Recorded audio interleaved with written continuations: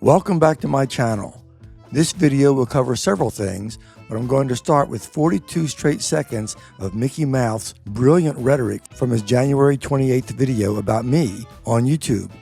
Unfortunately, since Mykkie has this aversion to me using his clips, I'll just have to continue by quoting the pertinent part and no video.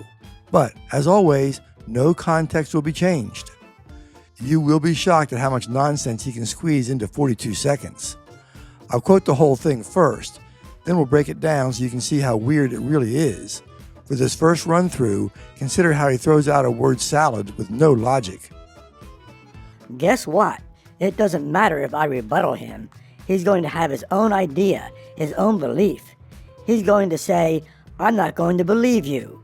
He has every right. That's why debate is important. You give my information, I give my information, and allow the public to see it. And his little comment the other day was like saying that, videos are going to go by fast, but the comments are right there. People can comment. No, those comment sections are going to disappear with a video. At least video is the proof right there. Allow people to analyze things and see things for what it is. Review it all you want. It still won't make sense. And when we break it down item by item, it goes from not making sense to being irrational. He first said, it doesn't matter if he makes a rebuttal. Well, if it doesn't matter, there would be no reason to debate, discuss, argue, have a conversation, or anything else with him. He goes on and says, he's going to have his own idea, his own belief. He's going to say, I'm not going to believe you. Okay? Does Mykkie not have his own idea, his own belief? Does he believe me? This is a very strange set of reasons to declare it does no good to make a rebuttal. Rebuttals pretty much occur because people disagree. I'm quite happy to make rebuttal to what he says. Doesn't matter if he has his own ideas or won't agree with me. Then we have the weird statement that I have every right, which is apparently a right to my ideas, beliefs, and not believing him. But coming from a person who has censored my videos on YouTube, he doesn't seem to think I have the right to share my views and arguments with others the best way I can. And contrary to his unsupported claims, I always maintain his context. I never try to censor him. Remember, he said rebuttal doesn't matter. So why did he then say, that's why debate is important? I'm positive that rebuttal is fundamental to debate. It's like each sentence he made didn't consider his prior sentences. Maybe taking time to do videos the way I do instead of live has major advantages. Maybe he only thinks rebuttal is good if he can win, but otherwise doesn't. And what about a statement of, and allow the public to see it? I'm pretty sure they can see what Mykkie posts, and they can see what I post. In fact, he has the advantage of a much bigger audience.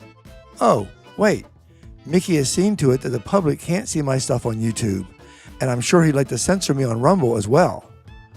The next part is simply false. He's claiming I said the videos go by fast, but the comments are right there. But if he's referring to what I think he is, I didn't say videos go by fast. I did say that in text-based discussion forums, one of the tactics of trolls is to post a lot of text comments, so my comments quickly scroll off the most recent screen. Thus, most people never see them. It wasn't about videos at all. Then Mykkie builds on his error by saying the comment sections are going to disappear with a video. Sure, if a video is deleted, the comments disappear too. But if a video is deleted, by definition, the video has also disappeared. Mykkie obviously didn't think through those statements because he followed with this. At least video is the proof right there. Allow people to analyze things and see things for what it is. But it wouldn't be right there. He said if the video disappears, so do the comments.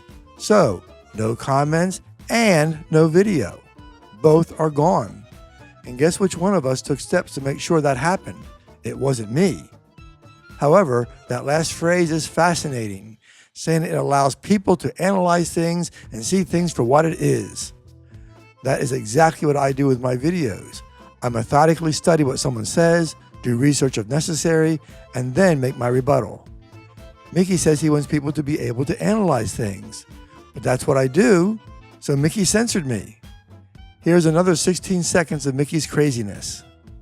But how many times are you guys seeing this in the comment section, right? Where you have guys will be like, you're wrong. And then you rebuttal them, and then you have the right answer, and they don't even want to come back no more. Well, Mykkie simply declared he's right, ignoring all the times I've shown him to be wrong. Come on, Mykkie. You can still start with your mistake about words only being 7% of communication. And then maybe also admit you were wrong about the ability to renew visas when the Philippines reopened. These aren't matters of opinion. You were proven wrong. But the part that's insane is that he says they don't even want to come back no more. That's from the guy who censored my channel because I always came back. Next, we have Mykkie acting like a grade school kid again, trashing the appearance of the Filipina P. Strange from a guy claiming he doesn't make personal attacks. Well, he's getting worse. This from a video at the end of August. Filipina P looks like a fucking man. Cut the hair and tell me it doesn't look like a normal Filipino. Even the body says so. Makes me wonder what kind of Filipino Mykkie is hanging out with. You can see from the image on screen that Mykkie is nuts. As for cutting the hair, fine. The image on the right has the hair mostly removed. Doesn't help his argument. But I think I see one somewhat rational explanation. We've seen Mykkie in a swimming pool, revealing he has bigger boobs than P. So maybe it isn't about P looking like a guy, but rather Mykkie having female characteristics. And, as always, Mykkie is contradicting his own prior statements. He previously said her face is a 3, but her body is a 6. So even with his biased low ratings, he still gave P's body an above average score before. He contradicted another statement when he said P was a hipon, which is Tagalog for shrimp. He was saying that a shrimp's body is good, but you throw away the head. So he was fine with her body back then. A commenter jumped in and said, "So true about the P. I swear I saw an Adam's apple on her. When she wears a bikini, she looks like a boy." This is typical of weak men, or middle school boys, who try to one-up each other when attacking a female.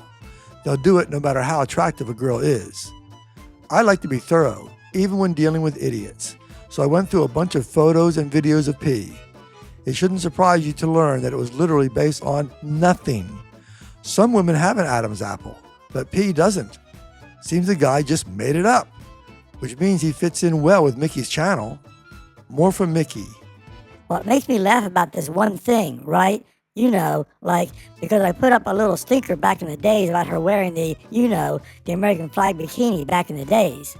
And she apologized about it, and she was, "I'm sorry because I wasn't blah, blah, blah. Sorry, this and that," right? And then, like, after she said sorry, and then just like a month ago, I think, she did another video where she's wearing it. And I'm like laughing my ass off, like, bitch. Mykkie needs to keep up. Yes, she wore that bikini, and some people objected, saying it was inappropriate to wear the flag as clothing. So, at that time, P apologized. But then other people pointed out it was perfectly fine to wear clothing that has a flag theme. Just don't wear an actual flag as clothing. And the American Legion agrees with me. I have a better and longer history on this than Mykkie does. People have worn American flag-themed clothing or items as part of clothing for a long time. The problem didn't really start until the hippies came along in the 1960s, because they were going around burning the flag or putting flags in their clothing with a big line crossing it out. In other words, these people weren't wearing flag-related things out of patriotism. Rather, they were deliberately trying to desecrate the flag. This naturally led to a reaction focusing on the hippies' disrespect. Some people just don't understand the context thing, since many of them were fine when patriotic people wore flag-themed clothing previously. So, having the truth provided to her, she has worn it again. Good for her. Thanks for watching, and don't let the trolls stop you from speaking out.